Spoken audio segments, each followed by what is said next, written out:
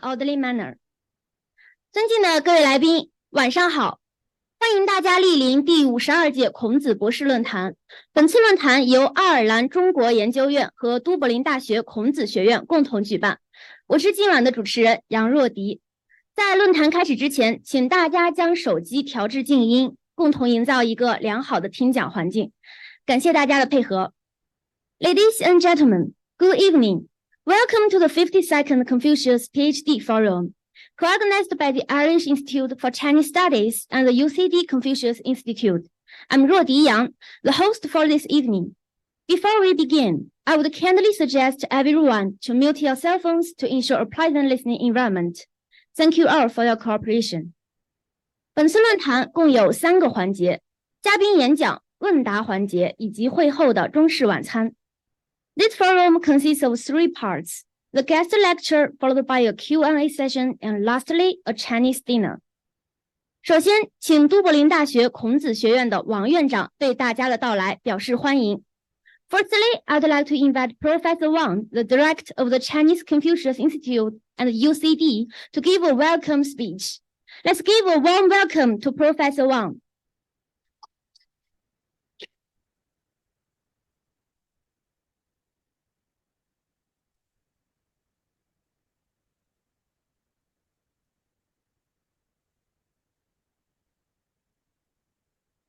Okay, good evening, everyone. As the director of the Irish Institute for Chinese Studies at the UCD and UCD Confucius Institute, I would like to first of all extend a warm welcome to all of you to join us at this public lecture. It's a great honor for me to introduce our distinguished speaker today. That is Professor Xie Jiangnan. She's a professor in theater studies at the Remin University of China. She obtained her BA in English Literature and Language from Sichuan Normal University in 1987, and an MA in British and American Literature from Henan University in 1990. In 1999, she completed her PhD in Western Theater Studies at the Central Academy of Drama in Beijing. So since 2003, 20 years now, so she has been working as a professor at the Remin University of China. So Professor Xie teaches courses in Shakespeare studies and the British drama at Remin University. So her primary research interests include British and American drama, Bernard Shaw studies, so from Irish writer, feminist theater studies, and Shakespeare studies. So Professor Xie has had a long list of appointments, honors, grant, awards, and publications. I won't read through that entire list, otherwise it will be substantially delay your dinner. So Professor Xie joined us 2 months ago as the current Chinese director of the UCD Confucius Institute. So she's the 6th Chinese director in our 17 years history of Confucius Institute from Remin University. However, she's the first one now delivering the public lecture at our institute. So, you know, the history is in the making, right? So we are privileged today to have Professor Xie delivering a lecture on the topic of Shakespeare and traditional Chinese theater. So now, without further ado, let's welcome Professor Xie.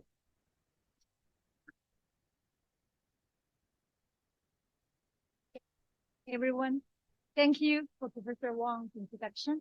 Okay, I'm honored to be here because I know this Confucius PhD Forum, enjoys non-history. This forum is very well known, right, among students in UCD and also in university.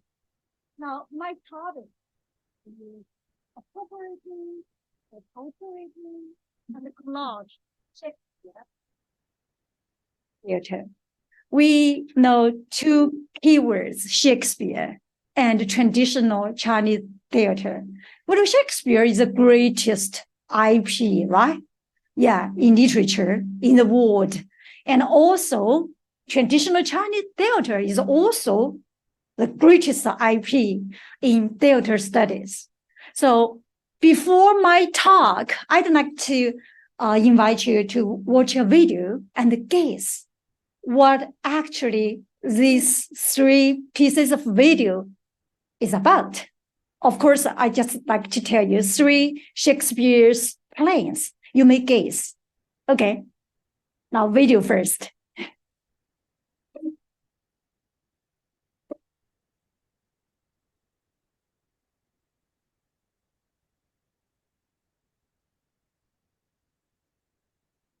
It's Shakespeare, but in Chinese traditional theater.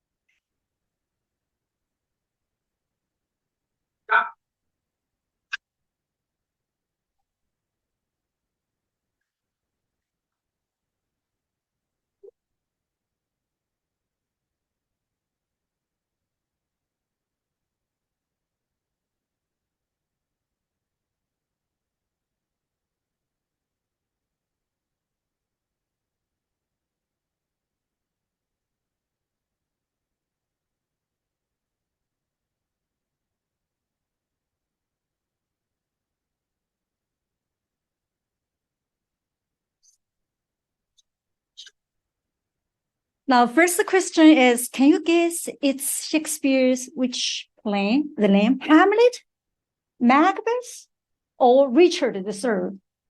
Three. You make a choice. Yeah. Right. Macbeth. Yeah. Macbeth and Lady Macbeth, right? This part is conspiring. And then what kind of traditional Chinese theater? It's Beijing opera or Kunqu opera. Why it's Kunqu? The melody of the lady, right? Okay, right. This is Kunqu. Okay, the second one, Macbeth in Kunqu. Actually, we have a name, Chinese name is called Bloody Hands. Okay, look at this one. It's a little bit horrible, but it's interesting.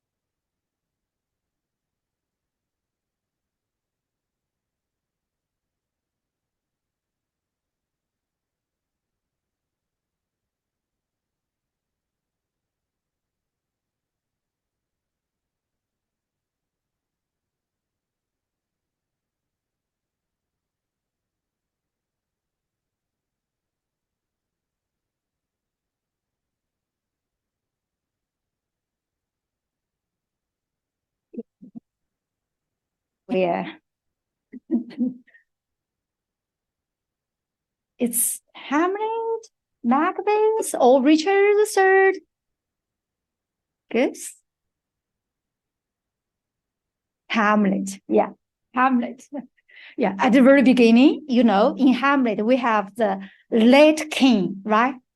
Hamlet. Yeah, Hamlet's father, the old king, right? The ghost in the castle, right? Yeah, and then Hamlet follow the ghost. Yeah, in Chinese performance, we use this way to present in the hell. Yeah, in the hell. So the late king suffered in the hell. So Hamlet followed the ghost and find his father suffered in the hell. Now we have a very strong impression, very visible, right? The image is very strong to attract us and also very visible. But in Shakespeare's writing, we cannot find some pictures, but use a lot of words. So we say Shakespeare used verbally. In Chinese theater, visually. Yeah. So we have these two conceptions. Okay, we have another one. Just like it's Kunqu or Beijing Opera. Yeah, Beijing Opera. Beijing Opera. Why is Beijing Opera? Percussions, right? Percussion. 打击乐, percussions. Yeah, it's striking. Yeah, look at this one.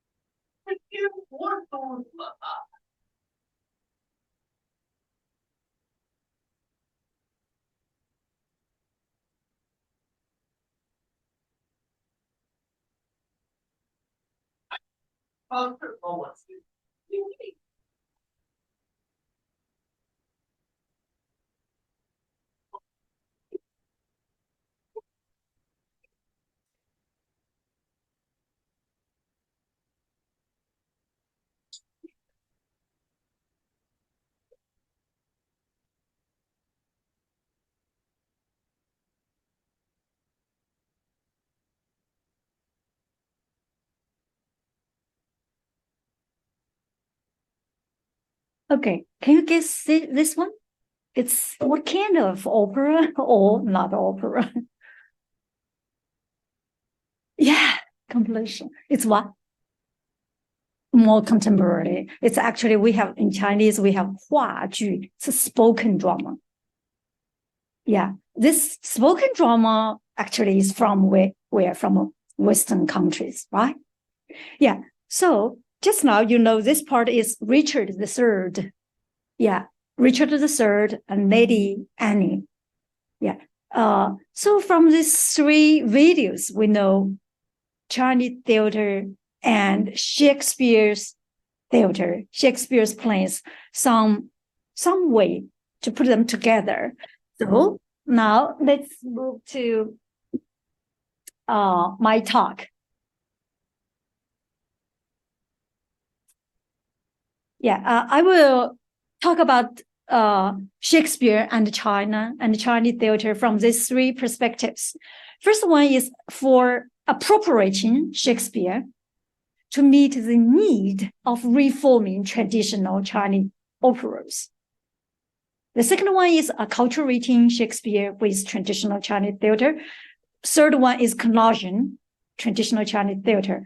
Just now we watched the videos. We know actually Shakespeare, in China, I think almost everyone, right? Educated people, right? Yeah, graduated from high school, and they should know something about Shakespeare, because Shakespeare in textbook for senior high and junior high.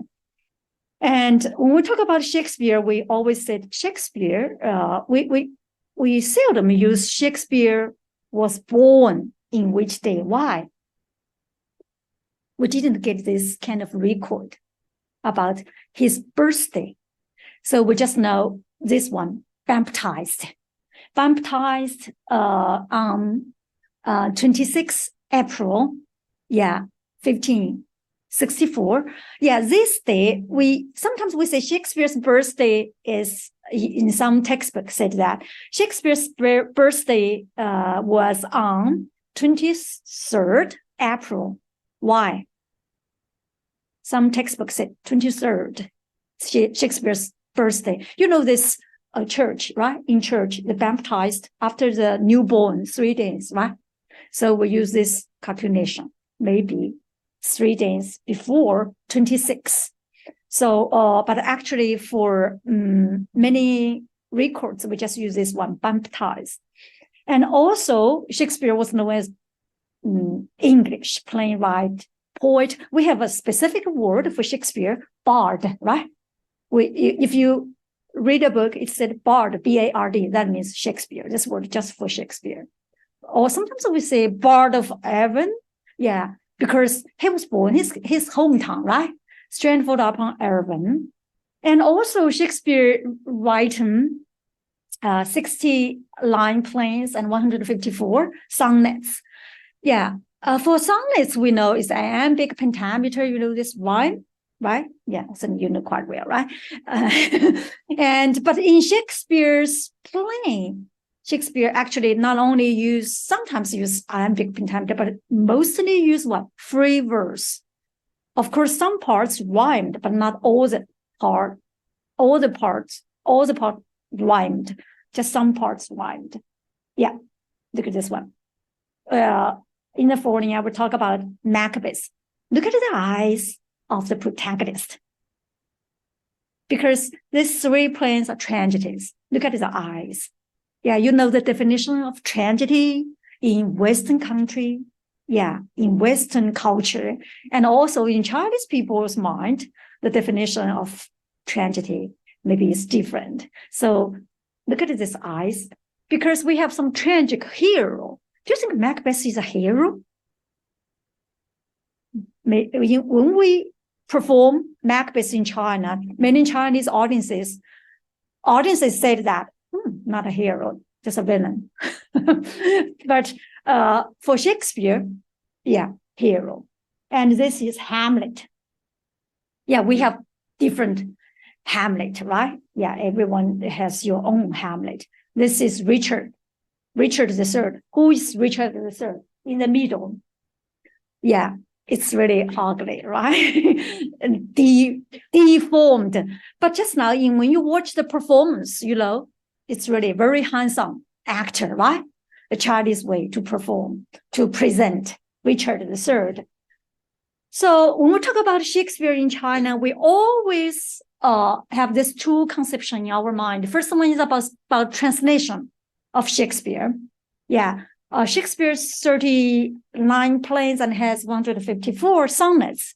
Of course, which in China we have 4 different versions of translation, Shakespeare's complete works. Of course, you all know Zhu Senghao, right?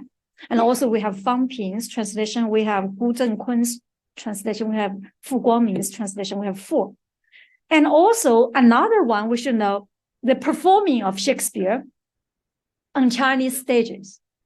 On Chinese stage, we know that performing, we also have two kinds of performing. One is present Shakespeare in a Western drama.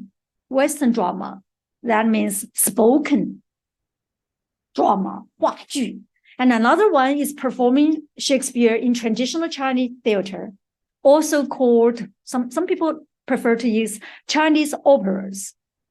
Yeah, can you guess, besides Kunqu opera and Beijing opera, how many traditional local operas? For instance, just now, Professor Liu said we have Hui opera, right? Hui Ju, Sichuan opera. How many operas can you guess? 320. Yeah. Huge. So that's why at the very beginning, I say, actually today, this evening, we will talk about two greatest IP. So maybe when we talk about computer is really so advanced in China, right? When we talk about maybe some subjects in internationally, Chinese scholars maybe always follow other Western scholars. But when we talk about theater in the world, Chinese scholars always very confident because of what? We have a huge tradition. Yeah. If you are in this field, you know, many people, in this field, professionals come to ask you something in detail about this local operas. It's really very interesting. For traditional local operas, we have more than 320. And this one, can you guess? This one is Kunqu. And Kunqu in the late Ming Dynasty. Yeah, almost in Shakespeare's time, it is a Byzantine age. Yeah, 16th century. And Beijing opera is in the middle of Qing Dynasty. In 17th century. And this one is Kunqu or Beijing opera. Beijing opera. So actually, there is a easy way to identify which one is Kunqu. Kunqu always be what? Elegant. Elegant. And because from southeast of China. And Beijing opera, of course, is a combination, right? Combined different parts. So Kunqu, we have another name professionally. We call it Ya Bu. Ya. That means elegant. Beijing opera, we call it what? Hua Bu. Colorful. Yeah. So some people say that maybe Kunqu for high taste, Beijing opera for lower taste. I do not agree with this point of view because we know diversity of culture, right? We know contemporary, we have this term. Okay. Then how about Shakespeare? Shakespeare in our Chinese history and also especially for our modernization. For instance, Shakespeare actually is really very influential in China. For instance, we know Lu Xun quite well, right? Maybe we all know. If you are from China, you know Lu Xun. Yeah, Lu Xun placed Shakespeare with poets like Dante, Milton as what? Fighters in the spiritual realm. That means when Shakespeare was introduced in China, Shakespeare was known as what? As a fighter. So as a symbol of what? Modernization and westernization. But actually, when I discussed with some professors in Cambridge University, they told me, no, Shakespeare is not for modernization. But in China, in the early 20th century, many intellectuals regarded Shakespeare as a fighter. But we have two parts in China. Actually, in every country, we have maybe, at least we have two parts. One is for radical, right? Another one is for conservative. But for Lu Xun, this group of intellectuals regarded Shakespeare as what? a symbol of modernization. So they take Shakespeare as what? As a revitalization of China. Yeah, it's really very helpful for China to revitalize. Yeah, and also have two levels. One is modernization, another one is westernization. So at this time, in the earlier 20th century, we have 20 Shakespearean stories were performed on Chinese stage. So it's really very interesting because I will tell you later. Yeah, we have some stories, just translate Shakespeare stories. We didn't have the complete work of Shakespeare at that time. But for Lu Xun, this group of people take Shakespeare as a fighter. And then another group, Lin Su, right? Yeah, Lin Su, his free translation. It's very interesting. When Lin Su translates Shakespeare stories, Lin Su, he knew nothing about English. How about his translation? Other people, yeah, his friend, of course, can read in English and read Shakespeare stories, yeah, by Charles and Mary Nan. Yeah, and then to sometimes many friends, yeah, told Lin Su the story, and Lin Su just write down the story. So this is called a kind of free translation. But Lin Su take it as one. Yeah, the Chinese translation, 银边谚语 means what? It's a story from far away places because our China is in the center, right? 我们是中心, other places, right? So we have Western center. Now, at that time in China, we have China centered.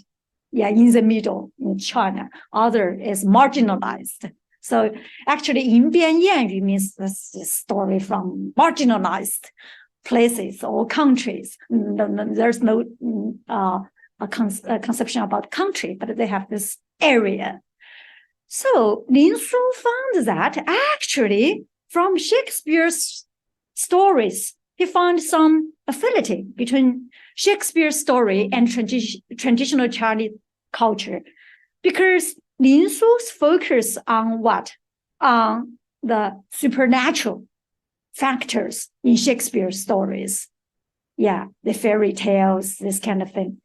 So Lin Su said Shakespeare's tales as stories of gods and spirits, but Lin Su did not agree with Lu Xun's party about a fighter. No, he said Shakespeare is not a fighter. Shakespeare is a storyteller about stories of gods and spirits. So very interesting, right? When we take something, different people has different, yeah. Maybe this is the book, yeah, for Lin Su's free translation. Okay, this is one way from Shakespeare to China. Of course, afterwards, we have many translations. I just skip this part because we don't have enough time. Another part, this is Shakespeare to China. And another part is Mei Lanfang. You know Mei Lanfang?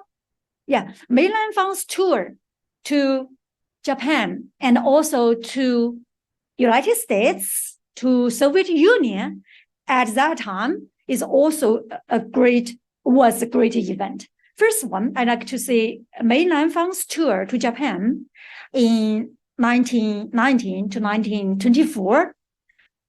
You know, in Japan, we have kabuki. You know kabuki? Kabuki. If you do not know, oh, sorry. If you do not know, this is kabuki. Yeah. For Mei Lanfang's tour helped Japan's reposition, its reform of classical theater. You know, Shakespeare is a playwright, focused on script, plain writing. Mei Lanfang is what? Performing artist, right? Focus on what? Performing. Two. One is for writing verbally. This one is for performing. Mei Lanfang is what? Visually, right? So two parts. So May's art as 男旦. Do you know 男旦? 男 means female. 旦 means male character. That means female. Female male actor, right? Performs female character. Yeah. So 梅兰芳's 男旦 helped legitimize. Yeah, because in Kabuki they also have this Onnagata. Onnagata is also called Oyama. Yeah, in Kabuki. Yeah, male actors playing female roles in Kabuki. So 梅兰芳's tour, in Japan, 梅兰芳 now is still many people worship 梅兰芳 and also Chinese culture in Japan. And this is Oyama. In China, we call it 男旦. And also May's tour in 1930 to the United States. Yeah, because why May's tour in the United States was really well known. Of course, the first reason is May has a group of people to help him.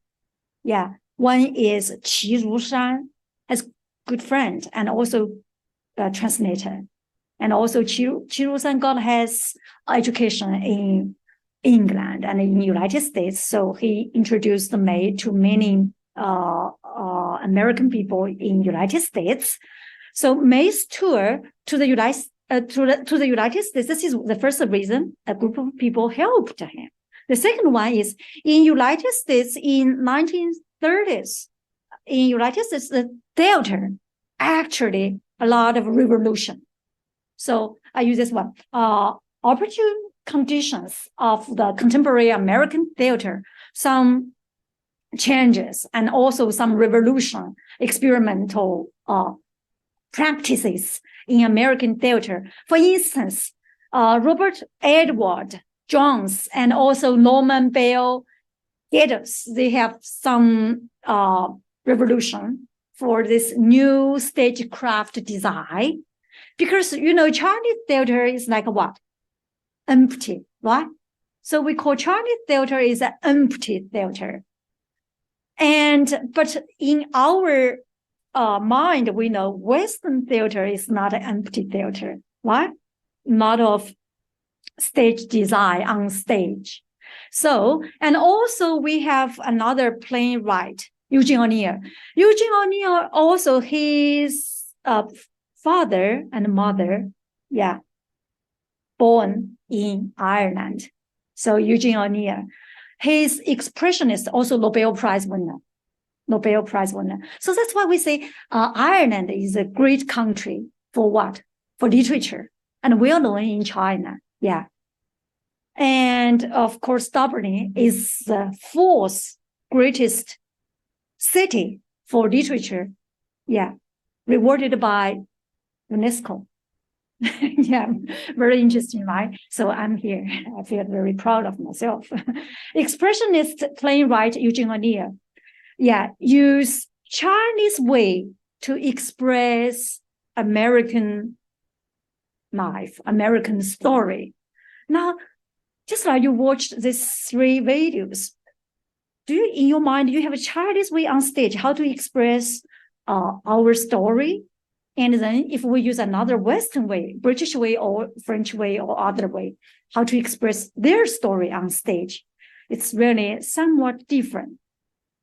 Now, and also some performers. This is May Nanfang with Chaplin, right? And also we have May in San Francisco. And then this, do you know this one? Stanislavski. Yeah, Stanislavski, a great director in Soviet Union, in former Soviet Union. Yeah. And also Brescia. Do you know Brescia? Brescia is really a great director and also playwright, 布莱希特 Brescia, Bertolt Brescia. And his writing, he has a theory of epic theater. We have two different theaters, we have two conceptions. One is Aristotle theater. You know Aristotle theater quite well, right? We all know Shakespeare's theater is Aristotle theater. We have another epic, E-P-I-C, epic theater. Yeah, the founder of this theater is Brecht. Yeah, German.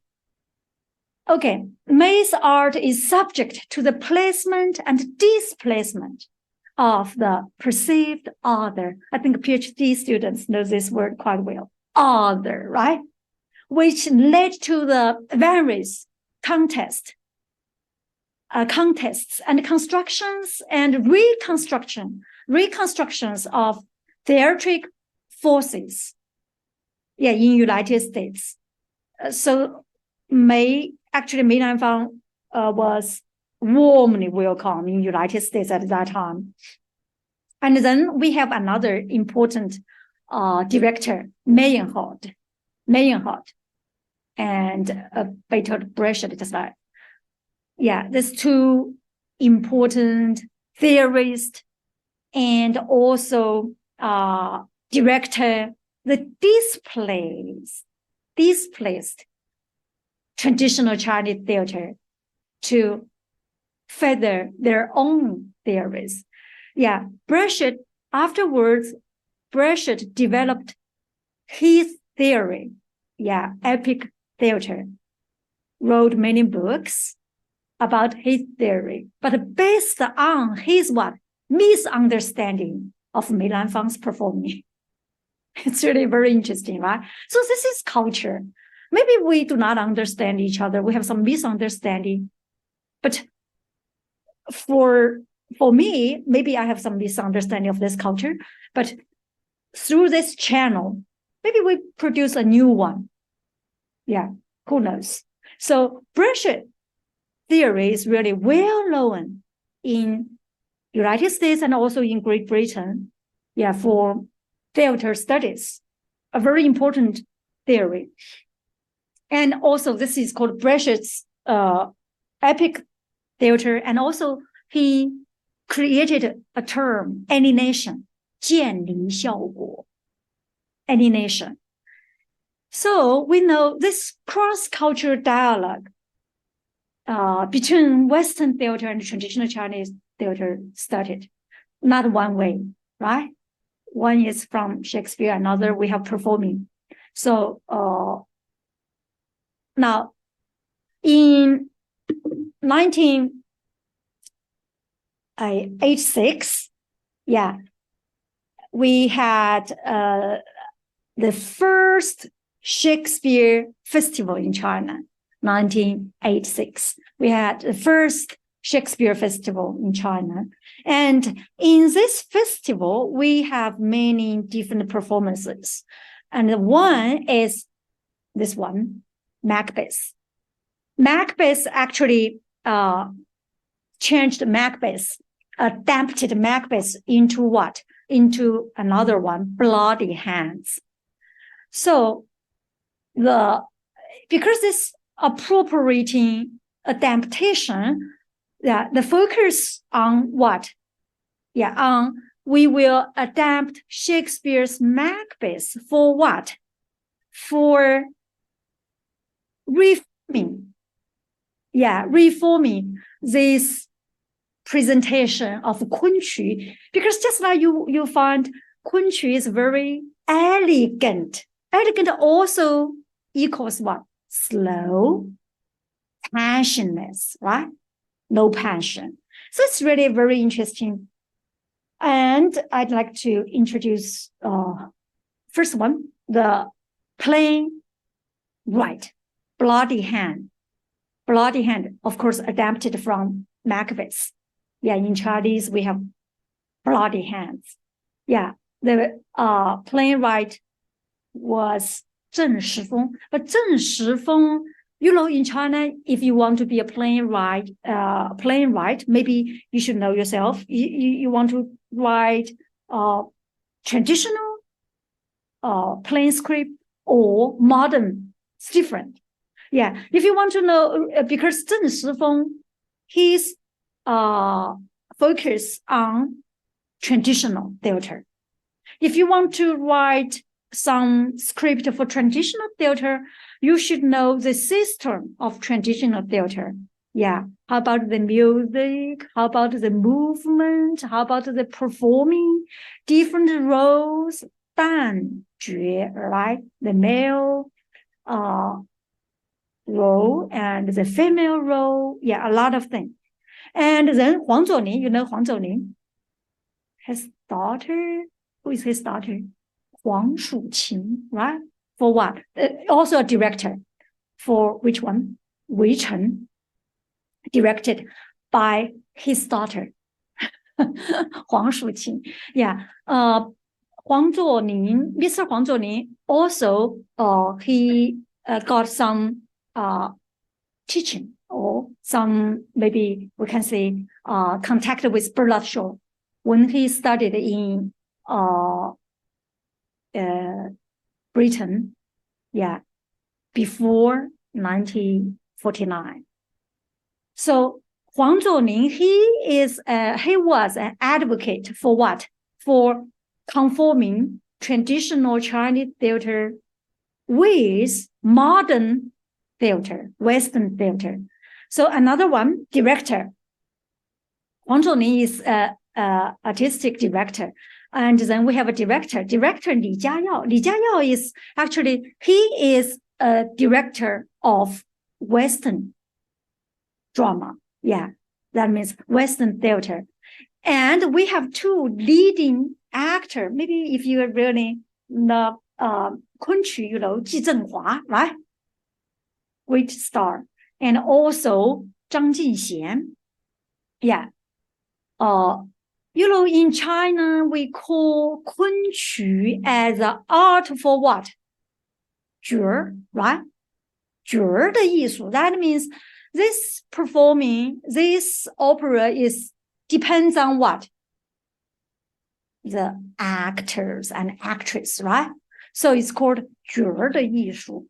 And then we know this Macbeth. We have originally in Shakespeare's play, we have 5 acts, 29 scenes. But in we adapted Macbeth into Bloody Hands. We only have 7 episodes. 7 episodes means just have 7 scenes. Yeah, very limited. Why?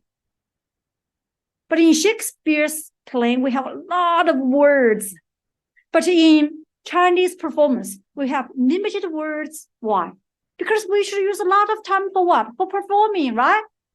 Chinese theater is really good at, we are known for we go to theater for what? For watching the performing and the singing, right? 唱念做打, right? Singing and reciting, or sometimes we translate it as speaking, right? And 做 means what? Performing. 打 means what? Acrobatics, right? Acting. Yeah. So for Bloody Hands, so we just have 7 episodes. And then we translate, adapted. Of course, in Macbeth, we know, the place is Scotland. And then we changed it into Kingdom of Zheng. It's actually a virtue place. Not really, we have this kind of kingdom. And Macbeth into Ma Pei. Yeah, Chinese name. Lady Macbeth into 铁士. Yeah, we know in Chinese, in ancient China, the lady, they didn't have their name, right? Just use 什么什么士, right? 铁士, 王士. Yeah, we have everything in Chinese. So we just have these 7 episodes. For these 7 episodes, we know in Macbeth, Macbeth is a tragic hero. Why Macbeth? The Macbeth's failure because of what? Why Macbeth? Yeah, his ambition, unchecked ambition, right? Anything else? We call it what in our? Yeah, very good. He believed in the prophecies of 3 witches, right? So that means he believed 3 witches, he cannot control these 3 witches, right? We call it, this is what? Fate, right? Out of his control, three witches. Yeah, in Shakespeare's Macbeth. And also another one, in Shakespeare's Macbeth, we have a lot of monologue, soliloquies, right? Yeah, he has a lot of soliloquies. This soliloquies tells us what? His movement, right? Why? I will do this one a lot. I love his psychological movement. Yeah. So in Shakespeare's play. But if you want to adapt Shakespeare's play into Chinese theater, Chinese people will not follow these three witches, these prophecies. Chinese people said, fairy tales. We do not believe this one. So we also have three witches in that play, but we call it what? Fairies, right? Chinese people will not believe, what the fairies said is actually true. You will follow this one. So in our adaptation, the function of three witches has been weakened. Not emphasized. So, and also another one is for academic, for this psychological movement of Macbeth also weakened.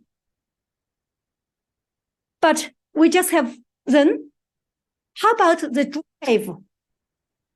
drive force of Macbeth?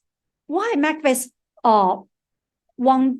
wants to murder the king, Duncan? So you should give us some reasons. In Shakespeare's play, we know, the prophecies of three witches. And we know Macbeth's psychological movement, his ambition, his desire, unchecked ambition. But in Chinese one, Ma Pei, we didn't emphasize these two sides, two important factors, but we emphasize what? Ma Pei is really a vicious guy, a 坏蛋, right? So because he's so vicious, so he's a villain. Then we have what? So we have different, if you want to adapt, Shakespeare's play from Western culture to Chinese culture, you should also make some changes. So, of course, this is Western presentation, Western theater. This is also three witches. This is not in Chinese way. This is also three witches. In Western theater, they always present three witches. Three witches prophecies, actually take a very important position in the play. But in Chinese one, we do not have. We also have three witches, but we actually didn't emphasize these factors. Okay, just their own desire, their own ambition. Vicious guy, venom. This Lady Macbeth. So the purpose of appropriating is because, just like I told you, Shakespeare has been used as what? Parallel to change the passionless Kunqu. So to reform Chinese traditional theater, so Bloody Hands should follow the need of reforming and meet the Chinese audiences, the taste, and also aesthetics of Kunqu. So a lot of performing. The psychological movement of Macbeth also maybe, and because we cancel the letter from Macbeth to Lady Macbeth. In Shakespeare's Macbeth, at the very beginning, we know the first act. Lady Macbeth got a letter from Macbeth, right? Macbeth shared the prophecies of three witches to Lady Macbeth in Shakespeare's play. But in our Chinese performance, we canceled this part. So in this performance in Chinese theater, lot of discussions with scholars like me to study British, to study Shakespeare. Originally, we always emphasize, the scholars always emphasize, we should keep these three witches. We should keep these natives. But the performers of traditional theater, they say, no, we do not need this one. Yeah. So it's really different. The invisible ghost of Banquo in the banquet in Macbeth, we know Banquo, Macbeth, after Macbeth murdered Banquo, in the banquet, the ghost of Banquo. But actually, in Shakespeare's play, there's no ghost on stage. But in our Chinese traditional theater, in our Bloody Hands, we have Banquo visible, the ghost, Banquo's ghost. So it's really very interesting, different. Macbeth is a tragic hero, and his tragic flaw, we know it's unchecked ambition, and also we know for the definition of Aristotle's tragedy. Of course, we have a lot of different definition of tragedy, but Aristotle's one is really, we take it as a canon, right? And also pity and fear of the audiences, psychological movement. But Ma Pei's Macbeth in Bloody Hands is less a tragic hero in Bloody Hands that he is in Macbeth. So the fall of Ma Pei is because of what? Not because of the prophecies, not because of the unchecked ambition, but because of what? His own ambition and the desire. So blood will have blood. In Chinese culture, we believe that. And also in Chinese performance, we focus on what? We focus on what? Teaching, right? Moral teaching. Yeah. Okay, I just skip this one because you know this definition quite well. So the concept of tragedy in Chinese theater and Western theater maybe is different. But this topic is so big. So I just want to emphasize that. I will not talk about this in detail. Yeah, in China, when we talk about tragedy, maybe it's not like the conception. When we talk about tragedy in Shakespeare's theater, in Western conception, usually in Chinese theater, we seldom use this one, tragedy, like Hamlet. Almost all the protagonists die on stage. In Chinese aesthetics, we always use what? Tragedy and comedy. We should have what? Balance. Not tragedy. Yeah. From the very beginning to the end. No, we cannot bear it. We go to theater for what? We go to theater for fun, right? Not for suffering. A lot of days. So, for education, but a lot of days scared. So maybe it's different. We use 悲喜相济 balance, the tragedy and comedy, relief. It's really interesting. So I will skip this part. So I prepared this one. The justice of 窦娥冤, you know? Yeah, injustice of 窦娥. Yeah, you know, at the end of 窦娥, we came back to what? Comedy, right? Yeah. So it's really different. And we mentioned the function of three witches has been weakened in Bloody Hands. And the forces for Macbeth's murder, three witches' prophecies, we say uncontrolled fate, and also, but for Ma Pei, his own vicious ambition. And also, so I may draw a conclusion. In Shakespeare's play, always emphasize the truth. What is the truth?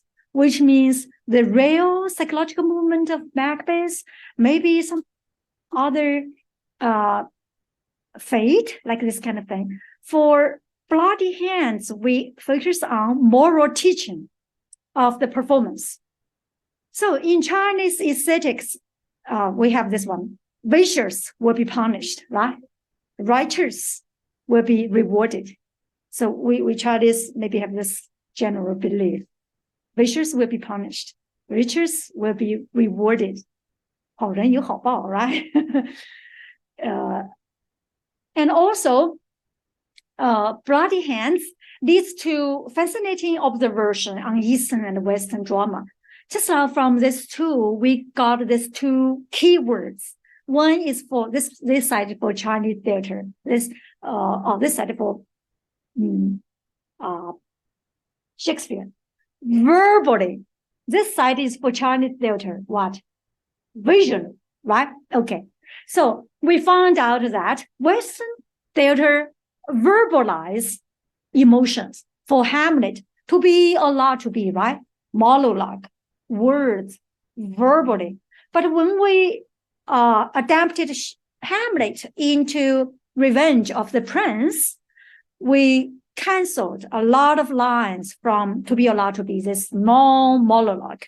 We just keep 1/4 of this non-monologue because we will going to perform it. So we use visualize and also externalize. Yeah, this part. Then, just like I told you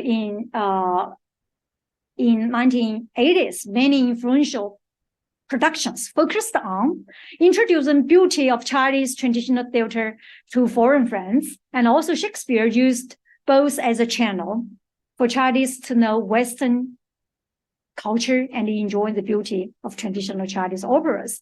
And then the second part in the year 2000, as the development of globalization, right? And also advocation of diversity in culture, and people from different culture always prefer to know something more about other cultures.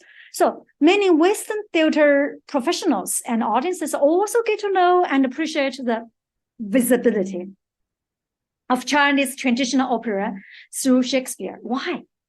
It's very interesting. So this part I want to use Acculturation in 2000, in the year 2000. So Acculturation Shakespeare with traditional Chinese theater. Now I use Hamlet as an example.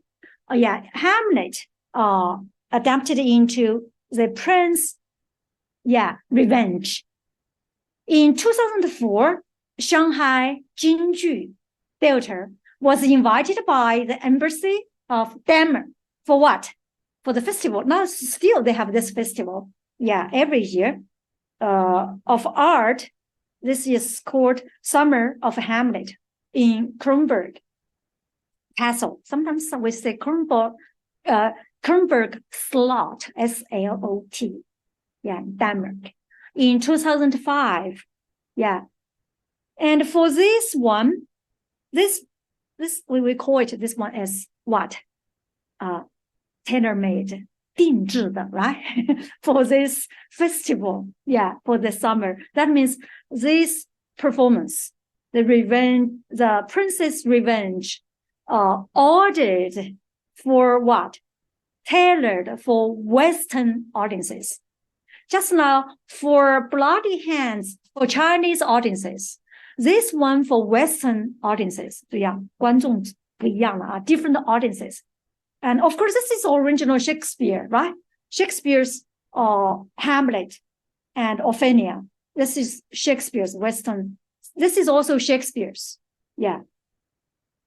This is also Shakespeare's in Western theater. And then this is our Jingju, Prince Revenge. This performance now has performed in different countries. Maybe it is almost more than 100. More than 100 performances in different countries, and European countries, and also United States. And first one, just now, maybe we have this conception. We should change a lot of words in Shakespeare. We change 5 acts and 20 scenes just into 7 episodes. Why I use episodes? Episodes, that means like woman in Chinese we 一折, right? Actually in English also means one scene. And performing in this, because tailored to Western audiences. We emphasize what? Yeah, that should be typical traditional Chinese Beijing opera. Yeah, no change. So performing technicals and the roles, the music, the costumes, everything is typical Beijing opera. Beijing opera should not make any change. But the name changed. Hamlet into Zidane, Ophelia into Yinyi. Yeah. And also we have 7 episodes. And on stage, the production follow the complete original system of Beijing opera. Yeah. Follow the format, the mode of Beijing opera performing. And just like I mentioned. And also another one, just like for Bloody Hands, we changed Shakespeare's words into Chinese expression. But now for Prince's Revenge, we tried to keep our best to keep Shakespeare's original words, just make some changes because for performing. So Shakespeare's poetic soliloquy, such as to be allowed to be presented by the performer, the prince, have been used in Prince Zidane's singing, but we changed this the scene. For instance, in Hamlet, originally in Shakespeare's play, at the very beginning, right? Yeah, Hamlet present this soliloquy to be allowed to be. But in our performance, in the graveyard, actually in original play, graveyard is almost at the end of this play, but we have this part present in the graveyard. This scene. European audiences, yeah, they know Shakespeare, every line of Shakespeare. Maybe you have this kind of experience. I had this experience to watch Shakespeare's play in British theater. Yeah, all the people can recite the lines, right? For Macbeth, for Hamlet, because in their textbook they have this one. So European audiences knew Shakespeare's Hamlet quite well. Then they were focused on what? If you know the lines quite well, then maybe I will focus on, I will try to figure out how the Chinese performing artists were going to present Hamlet, right? We're focused on this performing. That will be interesting. So, and then they devoted themselves more to the beauty and the visibility of Chinese theater, Beijing opera. A two-way, so just I have this conception, two-way communication is beneficial for both the popularity of Shakespeare and Chinese theater. Yeah, so that's why this performance is really was very popular and also is very popular, not only for European audiences, American audiences, but also for Chinese young people. Yeah. And Princess Revenge leads to a fascinating observation of Eastern and Western drama. We learn the Western theater verbalizing. Yeah, I emphasize this, verbalize emotions, where Eastern Asian theater, including Japanese theater, always visualize and externalize. So a lot of lines from Shakespeare's Hamlet build up the close connection with the original Hamlet. On the one hand, so they know this is of course resonant of Chinese audiences. So that's why we say we are in the same world, in the same village, right? Globe village. So we share a lot of sympathy. We share a lot of emotions or affections. So yeah, we share a lot of same feeling. Yeah. In European theaters, this production has also been welcomed by the audiences from different cultures. Yeah. They love the beauty and also they love the visibility. And this is Princess Revenge, yeah, Hamlet, and Ophelia. And this is To Be or Not to Be, this part in the graveyard. And yeah, the death of Claudius, his mother. Yeah, this is this sword, this fighting, right? The last part. Okay, and now we have this two-way communication. So reading this intercultural science and also inquire how one culture's material operates in another culture's context. Yeah, maybe we use Chinese culture's context partially. Yeah, deformalizes the original text and allows access to what has happened, what has been previously repressed in any single culture. The process of reconciliation can be mutual and reciprocal. Actually, this echoed what Brecht said, any nation. Because Shakespeare, in another culture, maybe we create this kind of alienation. Yeah, 陌生化. It's really very interesting. If you want to discuss this in detail, a lot of interesting issues. And also, so appropriating is changed into acculturating and mingling Shakespeare's poetic language. Just now, we know we almost use a lot of Shakespeare's lines in from Hamlet to the Chinese performance. Yeah, Shakespeare's writing known for poetic language and also for rich contents and for philosophic thinking. In Macbeth, we canceled a lot of psychological movement and philosophic thinking. But in Princess Revenge, we keep this part, philosophical thinking, yeah, of Hamlet, and also merged with the visibility and images of traditional Chinese operas. Yes. Yeah. You know, this part is where?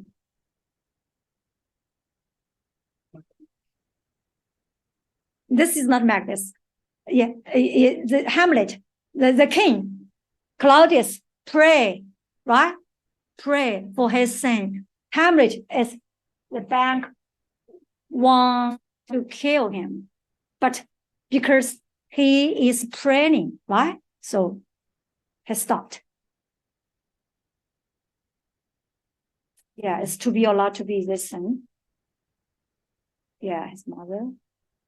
Okay, now let's move to the third part, is collage, traditional Chinese culture. Maybe sometimes we use merging.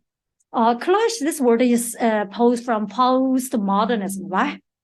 Postmodernism, different pieces, maybe originally different, yeah, from different origins, or put them together to make a new one. Collage traditional Chinese theater into Shakespeare stage. In 2012, this event was for London Olympics. Yeah, the Shakespeare globe theater innovatively brings forward globe to globe. Globe, of course, first the globe is globe theater. To globe means to the world, this event. So at that time, 37 works of Shakespeare will be performed in its time-honored theater during this London Olympics. The artistic director, Mr. Maybe if you are in this field, you know this, yeah, very important person, VIP, right? Mr. Dominic, yeah, Dromgoole. Yeah, he chose and invited Mr. Wang Xiaoying, yeah, also graduated from Central Academy of Drama, director of National Theatre of China, to bring a production of Richard III in Mandarin. Yeah, that means Chinese modern drama to London, together with theater artists. from other, 30, totally we have 37, right? Now, besides Wang Xiaoying, Chinese one, we have another 36 languages and cultures to perform each of Shakespeare's plays, each one in a different language. Yeah, different language, not in English, in London. Mr. Wang Xiaoying, the director, collaged traditional Chinese culture elements, such as traditional Chinese operas, just now you know, right? Lady Annie, performing techniques. And also the stage, Chinese stage is empty stage. And also the virtual space concept consists of what? One table, two chairs, 一个桌子，两个椅子，一桌二椅 right? Empty stages. And also Han costume, 喜欢汉服的是吧？ Han costumes. And guess this one. This, calligrapher is English or Chinese? 这是中文吗？还是 R Richard H-A-R-D Richard the Third. Richard the Third. This is English letters written in Chinese calligraphy.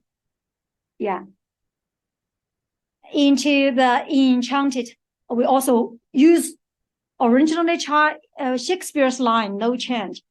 莎士比亚的台词啊 enchanting Shakespeare's line and permanent stories of Shakespeare, no change about the story, no change about the line of Shakespeare, just use Shakespeare's line.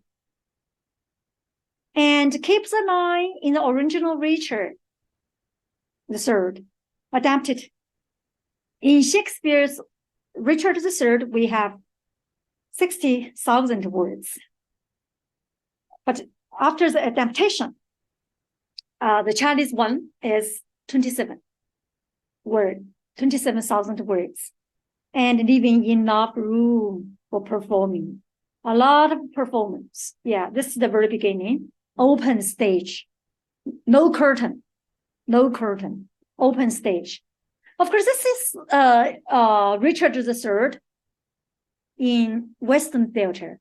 This is Richard III in Western theater. This is in Chinese theater. It's at the very beginning. In the middle, this is Richard III. And Wang Xiaoying also put these three witches also in this Richard. And also we have Margaret. We have, we know this, if you know the story, Margaret always tells some prophecies. Masks. This is Professor Xie Jiangnan, right? And also this is, Richard III he's a villain, right?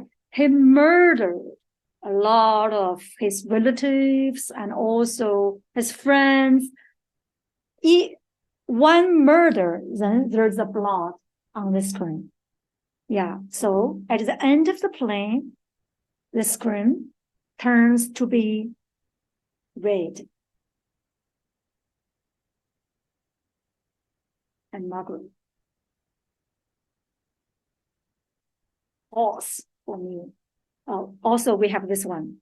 You know this one? 三岔口, right? This is for Chinese acrobatics in this play. This is Wang Xiaoying. This is the director.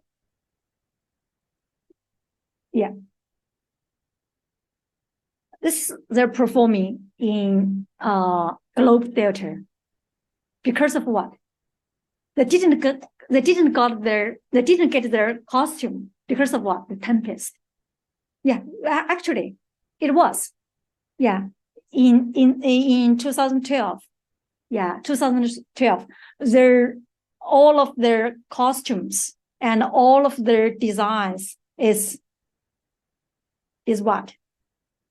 Is blocked by the huge tempest in the sea. So they just some Chinese friend in London helped them to use this costume. So the process, I'd like to turn back. This is the whole performance. Leave enough room for the performing. And for this one, for appropriating to acculturating and collaging. That means what? We just put these two things harmoniously together, right? Indicated the cross-cultural communication in theater is not a one-way output, but a two-way interaction, which benefits both Chinese, Western theater. But this one, we have this part you found, we have a new one, right?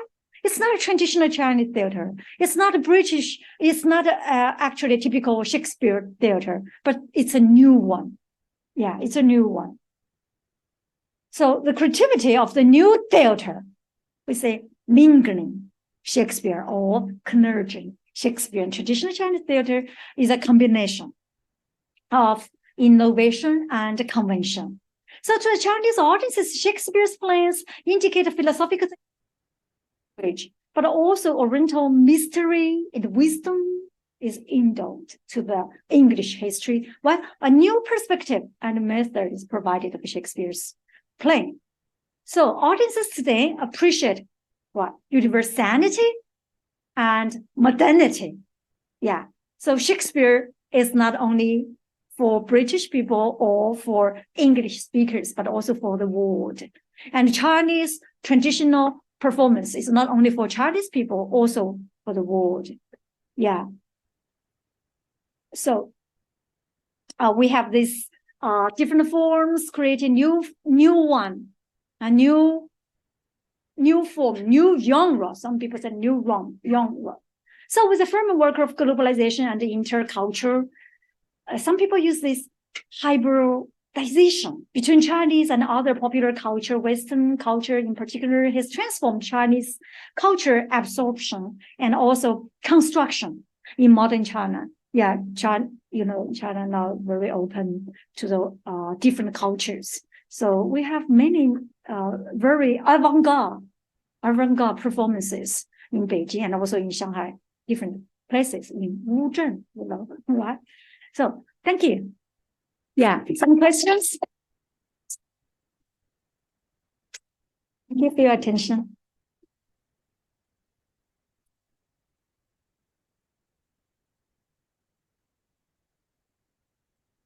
授带来的精彩且引人深思的演讲。现在我们将进入问答环节，欢迎大家向教授提问。Thank you, Professor Xie, for your insightful and stimulating speech. Now let's move on to the next part, the Q&A session. You are all welcome to ask the professor questions. For a long time.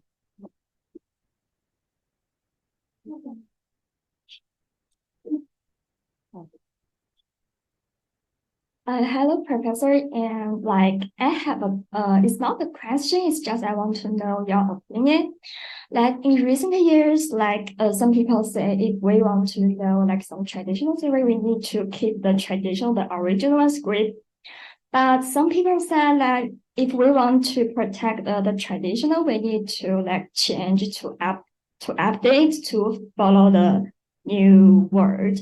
For example, I think I know every Chinese student will know the 霸王别姬, from William Conqueror and 雷雨, Thunderstorm. It's some song and we have to learn the script at the high school, and we even have to play it by ourselves. Yeah. But I watched some recorded video about these 5 years, the high school student, they play the this kind of theory, but they have like different opinion about the characters, about the story.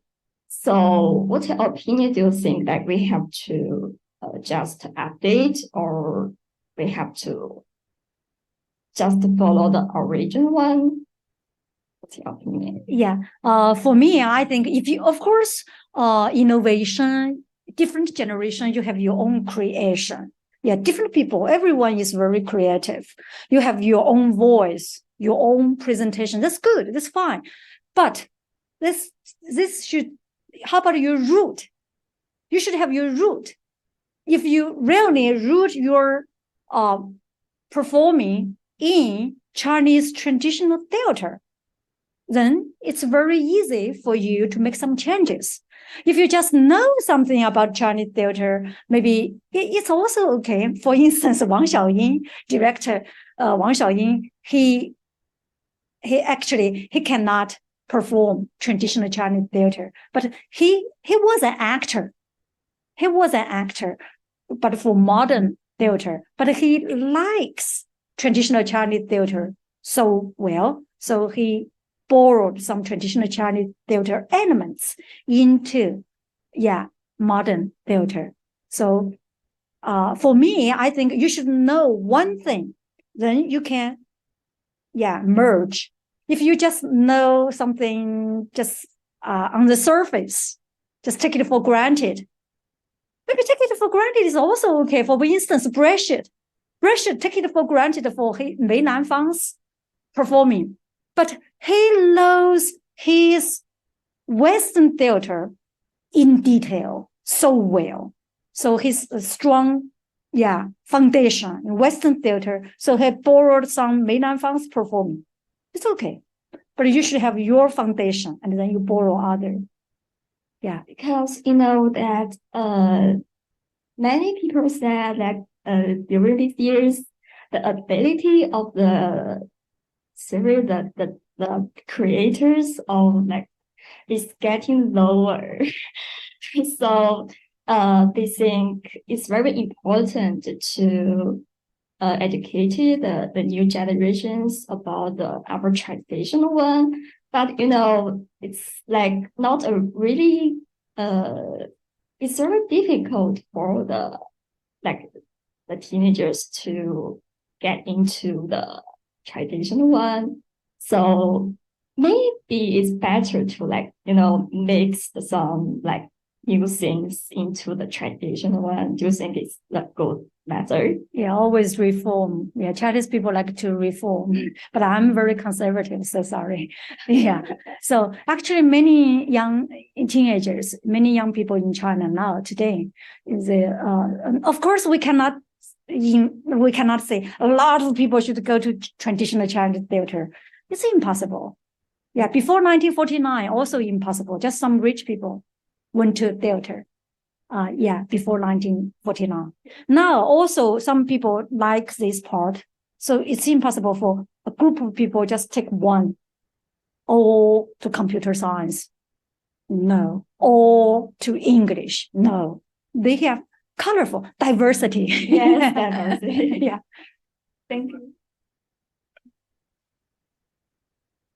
Oh, when I was a student in senior middle school, in my textbook, because of the translation, Chinese translation of Shakespeare is really very poetic, very good Chinese by Zhu Senghao. So I was attracted by the translation. Of course, Romeo and Juliet.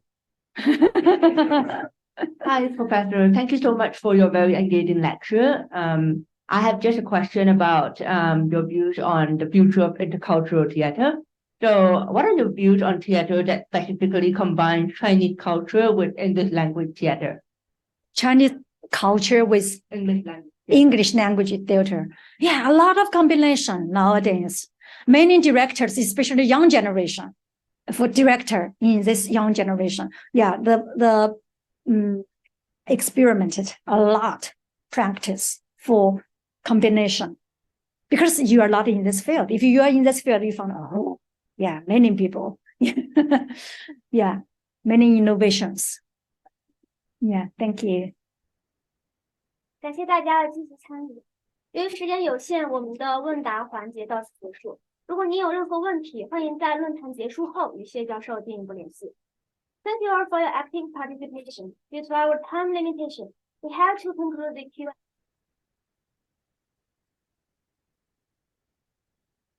session with Professor Xie after the forum. 感谢大家对本次论坛的支持，特别感谢谢江南教授带来的精彩演讲，以及主办方爱尔兰中国研究院和都柏林大学孔子学院的有序组织。现在第52届孔子博士论坛圆满结束。